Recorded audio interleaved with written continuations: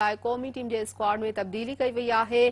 फ़खर ज़मान, शाहनवाज़ डाहाणी, हैदर अली ऐं सरफराज़ अहमद के शामिल कयो वियो आहे। इहा अहम तरीन ख़बर अवां सां शेयर कयूं पिया। क़ौमी क्रिकेट टीम जो T20 वर्ल्ड कप स्क्वाड लाइ तब्दील कयो वियो आहे। ओपनर बैट्समैन फ़खर ज़मान सुहेब मक़सूद जी जाइ ते टीम में शामिल हूंदो, जॾहिं त मोहम्मद हसनैन खे ड्रॉप करे शाहनवाज़ डाहाणी खे टीम में शामिल कयो वियो आहे। जी नासरीन, अपडेट करे रहिया आहियूं। आज़म खान जी जाइ ते सरफराज़ अहमद खे स्क्वाड जो हिसो बणायो वियो, जॾहिं त मोहम्मद हफ़ीज़ जे वर्ल्ड कप स्क्वाड में शमूलियत गैर यकीनी आहे।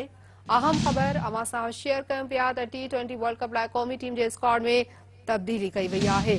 फ़खर ज़मान, शाहनवाज़ डाहाणी, हैदर अली ऐं सरफराज़ अहमद खे शामिल कयो वियो आहे। क़ौमी क्रिकेट टीम जो T20 वर्ल्ड कप लाइ स्क्वाड तब्दील कयो वियो आहे। वधीक इन अहम ख़बर जे हवाले सां अवांखे ॿुधायूं पिया। ओपनर बैट्समैन फ़खर ज़मान सुहेब मक़सूद जी जाइ ते टीम में शामिल हूंदो, जॾहिं त मोहम्मद हसनैन खे ड्रॉप करे शाहनवाज़ डाहाणी खे टीम में शामिल कयो वियो आहे। अवांखे ॿुधायूं पिया, आज़म खान जी जाइ ते सरफराज़ अहमद खे स्क्वाड जो हिसो बणायो वियो आहे, जॾहिं त मोहम्मद हफ़ीज़ जी वर्ल्ड कप स्क्वाड में शमूलियत गैर यकीनी आहे। अहम ख़बर आहे नाज़रीन अवां सां शेयर कयूं पिया। क्रिकेट जे हवाले सां T20 वर्ल्ड कप लाइ क़ौमी टीम जे स्क्वाड में तब्दीली कई वई आहे। इन हवाले सां नाज़रीन अवांखे ॿुधायूं पिया, फ़खर ज़मान, शाहनवाज़ डाहाणी, हैदर अली ऐं सरफराज़ अहमद खे स्क्वाड में शामिल कयो वियो आहे। क़ौमी क्रिकेट टीम जो T20 वर्ल्ड कप लाइ स्क्वाड तब्दील कयो वियो आहे।